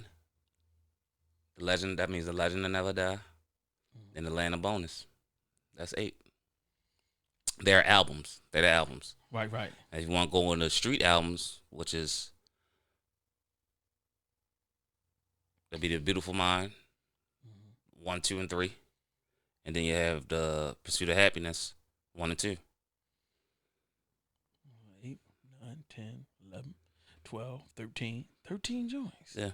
And then the infinite amount of group projects. Yeah, I swear to God, you've named so many organisms that you were a part of. Hold on, let me say something. Because we could do like this if you want. Hold on.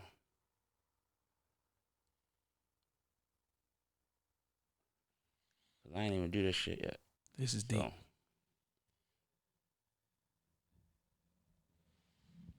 So that's. Oh shit. That's a lot, bro. You gotta hold that shit. They mixtapes. The rest on mixtapes. Bruh, you got a fucking catalog for that. That's not even all of them though. Right. Oh shit, no. This is a fucking street album too. Rorschach. A lot of people ain't got that. I forgot. That's a street. Yeah, shit. I forgot about that. Rorschach. The character from God damn it, they just did the television show about it. Yeah, but Rorschach is actually a Rorschach that you go get tested for when they think you crazy. A Rorschach test. Never heard of a Rorschach test? With all of those yes, it's when you see something but you don't see something. Mm-hmm. It's all Did you have a Rorschach test? Why you think Passion Pain? You see what Passion? You know what Passion Pain Progress is about? You being insane, and I have that CD. Oh. You autographed it, I think, and if you haven't, I need you to autograph well, Passion Pain Progress is about me. It's the first album that I let people actually know that. That's the first album that actually saved a person, my goddess in the UK life. This is deep. This is super deep. Passion Pain Progress is the album that lets you know that. Well, it actually lets you know that why I am how I am. It lets you know that I have a mental illness and I ain't afraid to tell nobody. So that was just me being honest. Yeah. Opening up.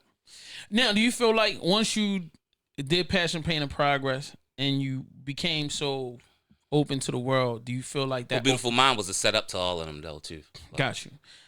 Do you feel like people's reception of you changed? No.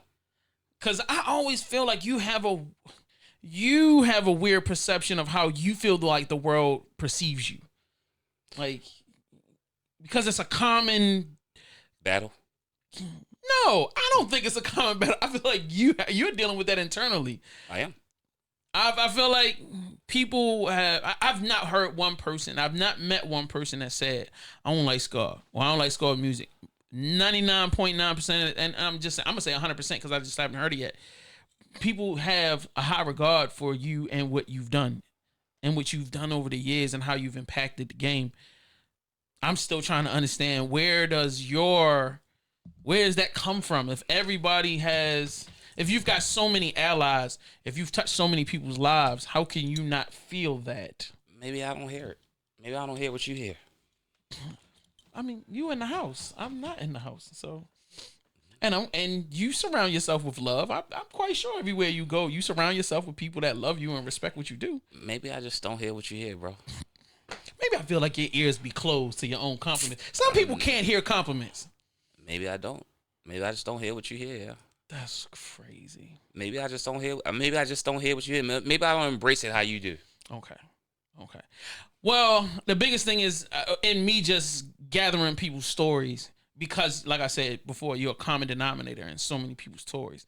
And then when they speak of you, there's always there's admiration, there's love, there's a smirk, there's a comment. Everybody knows that, yo, you can't talk to Skarr any kind of way. You gotta make sure you come correct. Don't waste this nigga time.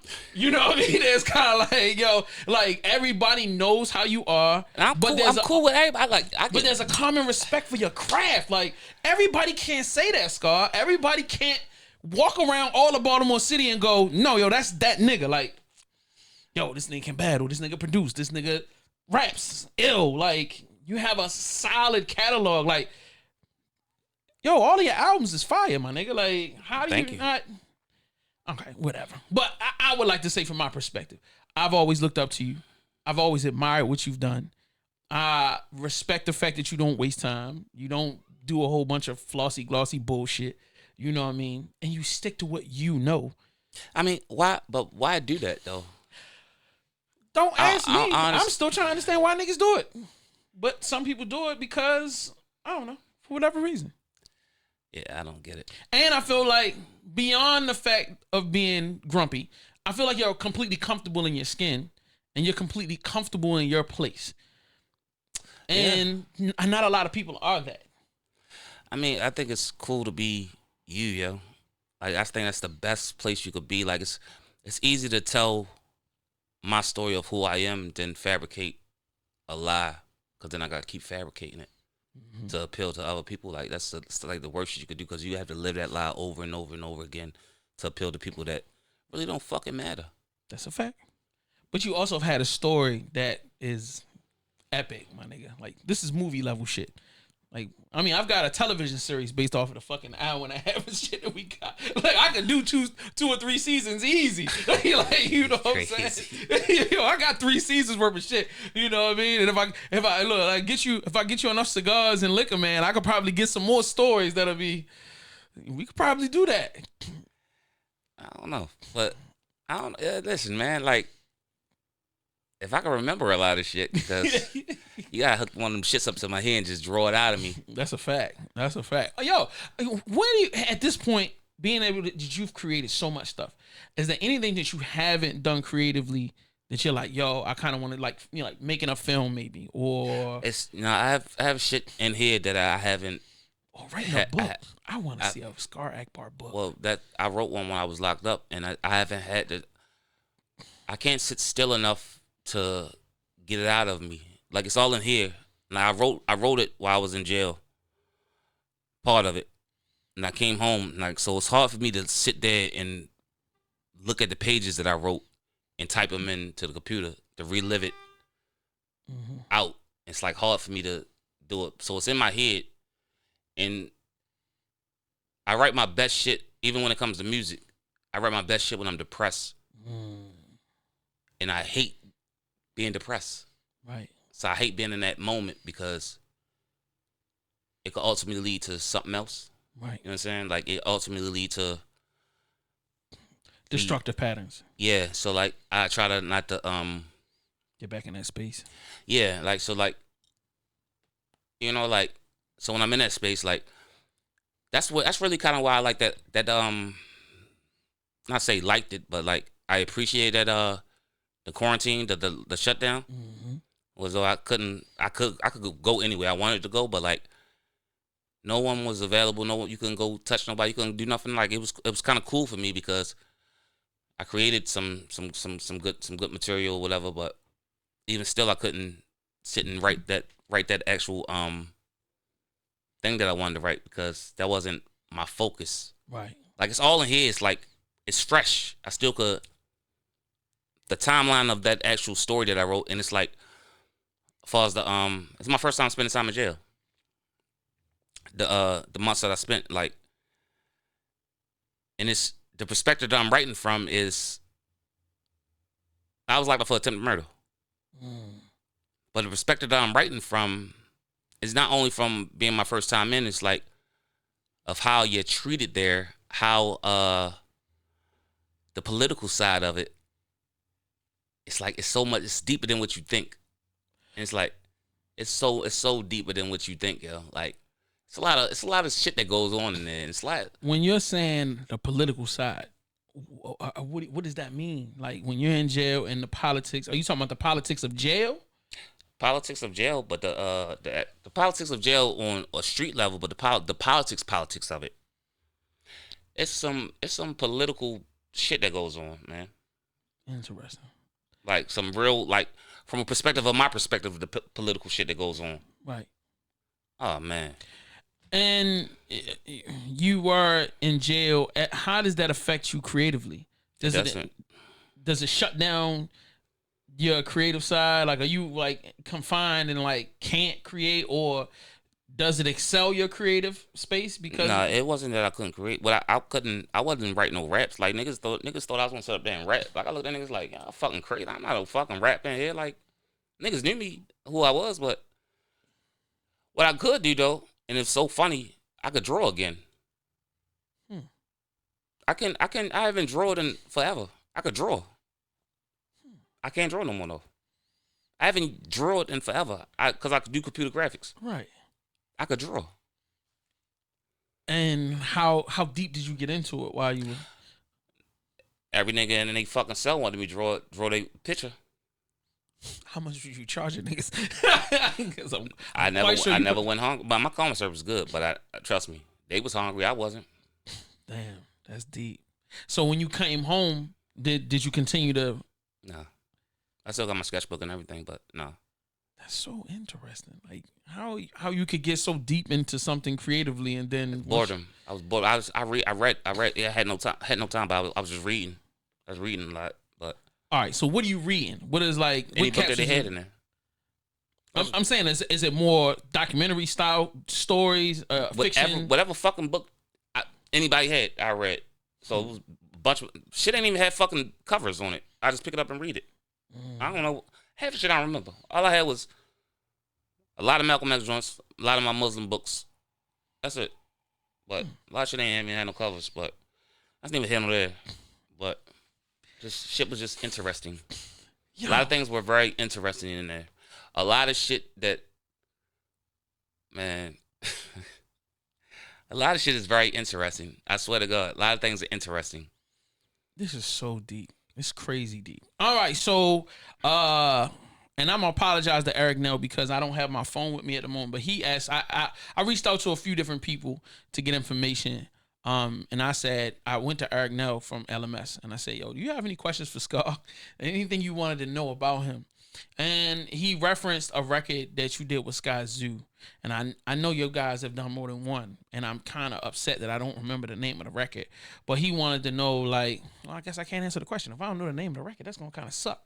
But I think it might have been Beautiful something. I can't remember.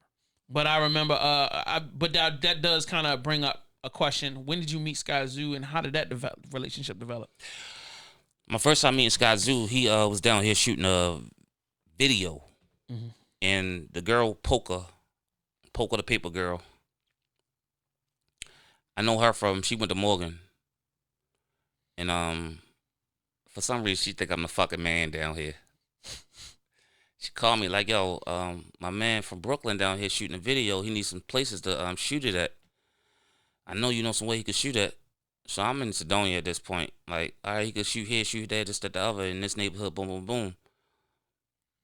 All right, boom. So, like, all right, he wants you to play a role. Play what role? You think you could play a junkie? I said, what? I said, all right, bet I'll play it. So I played the role. And come to find out, man, your birthday the same day. Your real name is Skarr, and that's my daughter's middle name too. So we like hit it off or whatever. He found out I rap, and just told me like, yo, thanks for doing the video, boom, boom, boom. You ever need anything, though, just holler at me. Yo, like, holler at me. Like, you think you could jump on this record? It's one record. I jumped on that motherfucker. I sent him back to Favor. I think we did like 4 or 5 records together. And just we always piggybacked off the shit. And that's just naturally how it happened. You know, we just been cool, yo. I could just actually pick up the phone and call yo, like, yo, what's up? Like, it's just all love for real. Like, it's my brother. Like, I could call yo and let's be like, it's like, yo, if I ever need yo, like, And when I was down, yo was like, yo wrote me like, I mean, it's just love, yo, for real. Like on some real G shit. Like that's just how it is, yo. Like I don't know, like it's some real G shit. That's what's up. Okay. Now on I can't remember the name of the album. You did a record with Raekwon. That's Fear, Love, Respect. Thank you. Was that record something that you guys did in the studio together, or was it something you sent off and then That was actually I did the that was something that DBMG put together. So I get the dude Ryan that he owns DBMG.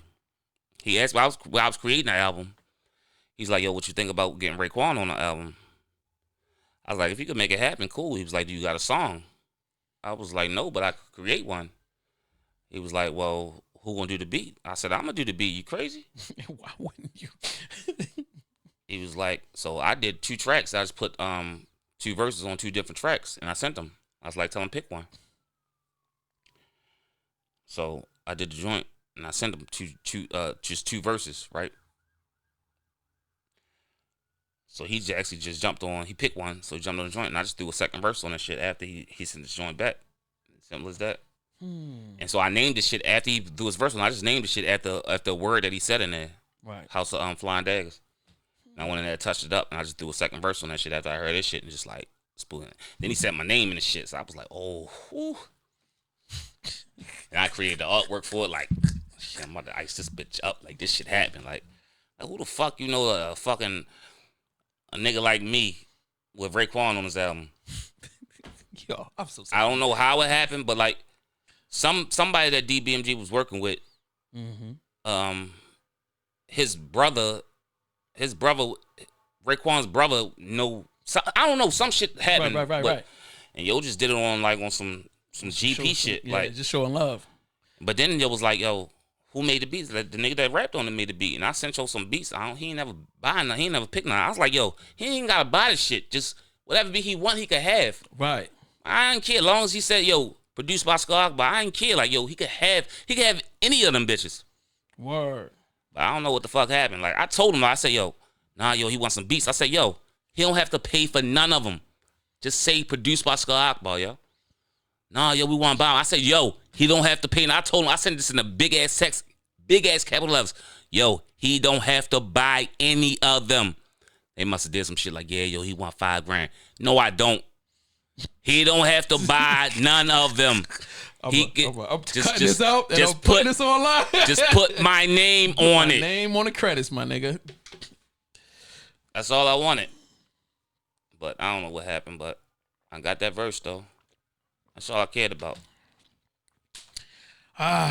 Now, I feel like we've thoroughly covered a good amount. Sure? Because when I leave, I'm be like, yo, damn, I should have asked him that. Hold on, let me check my little thing one more time, motherfucker. Because I know I'm going to get you every 10 years, so, I got to make sure I fucking get everything. Yeah, I pretty much covered all of this. Now, all right, I want to have a short little discussion and we're going to end this out. Because of the fact of your relation to the streets, I feel like you could give me answers that I don't understand. So we just had the battle Gucci versus Jeezy. You know what I mean?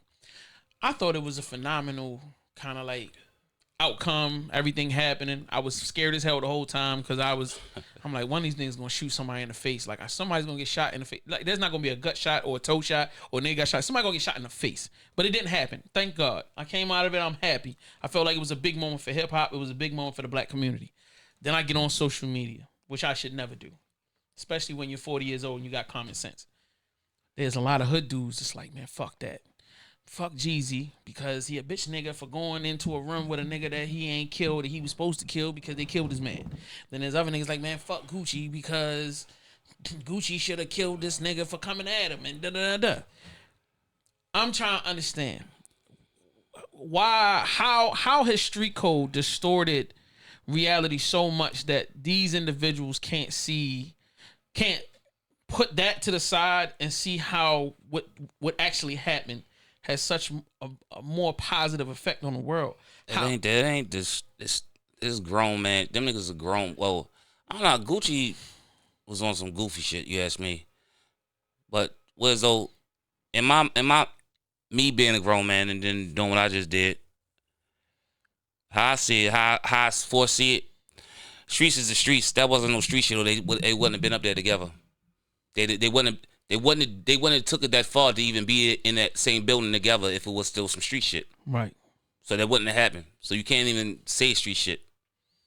You understand? So it took grown men to even be in that same building, and they had to deal with money or nothing. They both rich. Right. You understand? That's a fact. So forget the naysayers and the niggas that's online saying shit, because the niggas that's online probably don't even have any amount of money that them two niggas got. So you can't say street shit, because the niggas that's talking street shit are in the streets. They don't even have the little bit of money that they have.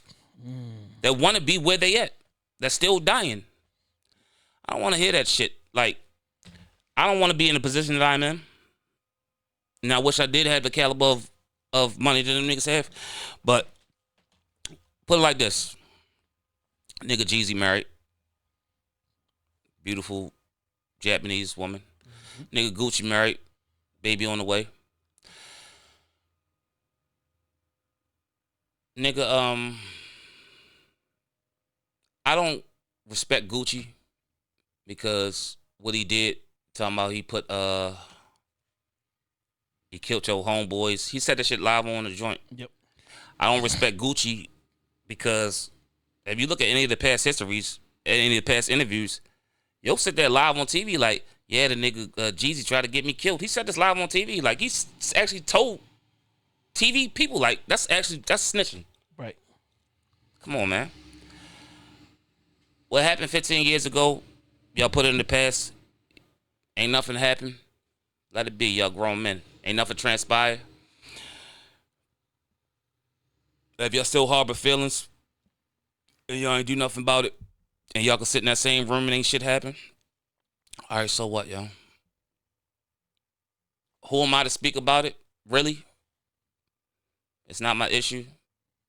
But at the end of the day, yo, y'all successful people, yo. Y'all can't dig up your homeboys. Y'all can't bring them back. All y'all can do is take care of them people's families and live. So the people that's saying shit, let them keep talking, man.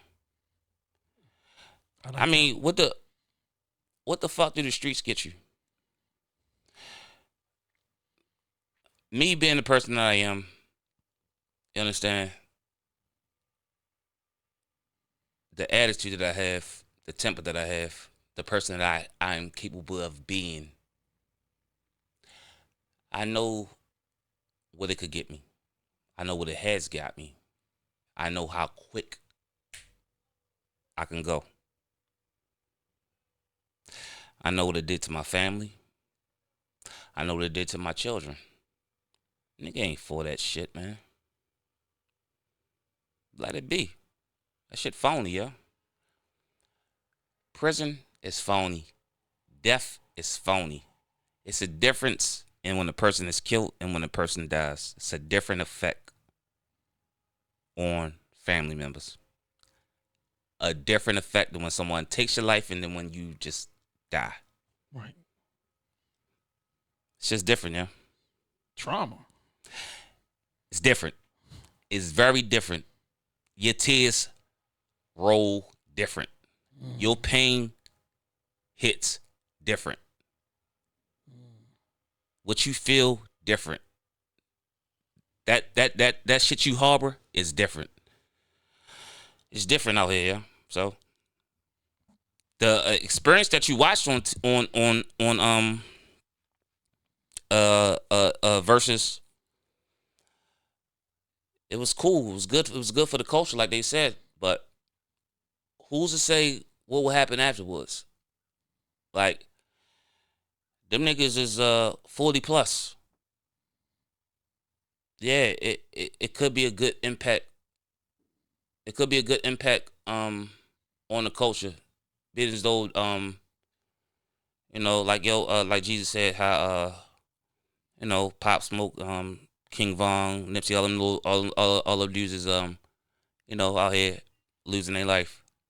Hopefully that shit do change some shit into the up and coming artists that's losing their life, or not even the up and coming artists. These other little kids out here that's out here doing shit. They can see that shit that niggas can make amends out here. Hopefully it do change niggas' different perspectives. I hope. Word. But I don't know, yo. Yo, I appreciate you just adding it to the conversation. You know what I mean? I'm just on a constant journey of trying to understand. I want to understand people's perspectives. Like, you know what I mean? And like, I feel like any person that grew up in the city of Baltimore, whether you were in the streets or you were like me, your mother didn't want you getting off the porch. You had to stay and watch niggas doing what they doing. You're still at that intersection where you still have to deal with street shit. You just have to be. You don't have to deal with it. You just have to be aware of it. Right. You know what I'm saying? It's tough out here, yeah. Now it's no way you can avoid it. Like, you can't be sheltered all your life because somehow it can travel towards you. You can run from it. It could actually follow you. Like, you could be a stand up guy, be a cool guy, and could just follow you. You could be innocent. You just have to be aware of it, right, and be able to recognize it from a distance. Right. Shit can happen to anybody, man. That's a fact. And not that I wanted to end on a bad note, but that's not a bad note. It's just a knowledgeable note. That's a knowledgeable note. Yes, I would definitely take that. Thank you, sir, once again for making the time to come rock with me. I feel like you just given me some gems, super gems. All of the yo, I can't wait to watch this back because there's so much. There was so much involved in this. I want you to know you a king, my nigga. Like you a legend. You know, you have contributed a lot to my life. You've contributed to a lot to Baltimore City. I don't care whether or not you hear from anybody else. I just want you to know that I'm telling you out my mouth that you's a legend, my G. And I appreciate your contributions. I love your music. You know what I mean? I love your art. I think your artwork is dope too. I feel like you don't really, you know what I mean? You do your stuff to get bread, but like, you know what I mean? It's nice when I see you just do stuff for the art of it. Even if it's, you know, sometimes rare occasions that you'll throw stuff out that you just created on some like creative shit. Like, yo, I just like seeing artists with a perfected hand such as yourself be able to create. And you know what I mean? I look forward to seeing even your music videos. Like even the one where I remember you had that big semi truck and you had all this fucking stuff on your face. You like the Joker and like, yo, I just love how when you decide to push past you know, the stereotypical hip hop video, like when you decide to really get into your bag, it's always something very entertaining. It's always something very kind of like, yo, you got to watch it a few different times to catch all of the nuances. And I mean, I like that. I appreciate that. That's called when boredom strikes. That's a sad fact. Please, I hope you get bored again soon. You know, and I want, if there's a way you could complete the book without getting into that dark depressed place, I would love to be able to read that, you know what I mean? Get into more of the mind of the guy. Okay. You know what I mean? So once again, if you have not done so, please follow this man on social media. You can follow him he's got a YouTube channel, Skarr Akbar. You can catch him on Instagram, Skarr Akbar. Is your Twitter Skarr Akbar? Yeah, everything is Skarr Akbar. Everything is Skarr Akbar. You can probably follow him on Facebook. I don't even know if he got a Facebook page anymore. But he's got a new album, The Land, that came out. And The Land of Bonus. And The Land of Bonus. It's two albums. So are they two completely different? Yep. They're two completely different albums. I thought one was just the bonus stuff on there. So no, like, I listened to the first joint. It says the bonus album. See, they're not two completely different albums. Interesting. I dropped one on my son's birthday, one on my daughter's birthday. Interesting. Got you. Hopefully, I'm going to pester him about maybe launching off some merch and stuff like that. If y'all have not had the opportunity to experience his merch game, it's definitely some serious shit. So, like, you know what I mean? Hopefully get him back in his bag. So, what's up with this clothing shit you said you doing in the clothes? So, is there like a website for the brand? Did you come up with the Skarr Akbar clothing? What are we doing? No, it's a whole Instagram page full of custom jackets that I do. Got you. You do 5Xs for fat people? You give me a jacket to take a month for me to make it. All right, cool. That's what's up. What's the name of the Instagram page? Illustrated. Boom. Make sure you follow that page. You check out the information. Jump in the comment section, bro. I want y'all to show this nigga some love, man. No, fuck my comment section. Go to his page and let people know how much he's appreciated, how much he's loved. Ogun, you're never going to see the battle. And that's what's up. You know what I mean? If there was ever to be a versus battle from anybody from Baltimore, who do you feel like is close to your level that y'all could go, let's say 10 for 10. Let's not even go 20. I'm thinking about that. Who could Skarr go 10 for 10 with and come up with 10 dope ass records? I don't know, somebody else gonna pick my records. I ain't even pick my own records. Would you let me pick your 10? Oh, yo, I would love that. Oh, I would love that. Nah, you're biased. Ah, fuck you. All right. What about Boss Man? I feel like he's got enough catalog that he could pull 10 good joints. I would love that. Would you be opposed to a Boss Man versus style battle? That's whatever. Oh, I love that, yo. Get you a fifth of Hennessy. Get him a fifth of Hennessy. I don't drink no fucking Hennessy. God damn it. Get you some tequila. Get him some Hennessy. I drink Jameson. Okay, he's a whiskey man. All right. Single malt. All right. That's what's up. All right. I'm going to work on this. You guys make sure y'all show love. If you haven't done so, check out all of the other one-on-one interviews that we've done. Yo, this Baltimore history right here. This is a living legend. I'm your boy JS1 Supplier. That is Skarr Akbar. We are out. We check you next time. Peace.